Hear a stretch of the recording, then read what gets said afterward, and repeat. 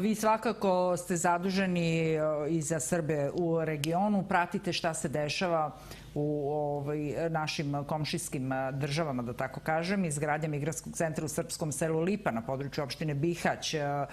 Kako to komentarišete? Takođe beleži se i uništavanje i stabala maslina i badema srpskim porodicama koje se vraćaju. To je okolina Benkovca. Pa ja sam više puta u prethodnom periodu javno protestovao zbog namjere vlasti Unsko-Sanskog kantona da otvore migrantski centar u srpskom selu Lipa, koji je dio opštine Bihać. Nažalost, nismo tome uspjeli, iako sam insistirao i više puta apelovao na Ministarstvo spoljnih poslova Srbije da uputi protestnu notu zvaničnom Sarajevu, da je neprihvatljivo da se u srpskom selu Lipa, oko kojih se nalaze i ostala srpska sela, odakle proterano srpsko stanovništvo, gradi migrantski centar. Nismo tome uspjeli.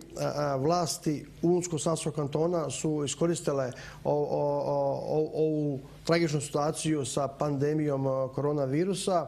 Na brzinu su izgradile migrantski centar u selu Lipu, blizu crkve Vaznesenja Gospodnjega, i tu sad već se nalazi nekoliko stotina migranata. Ono što je zanimljivo i što predstavlja vrhunsko licemjerje jeste činjenica da je maltene preko noći su u taj centar dovedeni voda i struja, obezbeđena je hrana za migrante, sanitarni materijal, sad se uskoro gradi pošta i drugi prateći objekti, a 25 godina od završetka rata, dakle od 1995. godine do danas, nije bilo političke volje ni Unsko-Sanskog kantona, ni vlasti u Sarajevu da se obezbede kakvi takvi uslovi srpskim povratnicima u srpska sela, ponavljamo, dakle su proterani, gdje su srušene njihove kuće. Dakle, sada vidimo stvarne namjere, a one su, dakle, da se zastraši i proterano nešto malo povratnika što se vratilo, da se cementira etničko očišćenje i da se uzurpira i otme srpska imovina.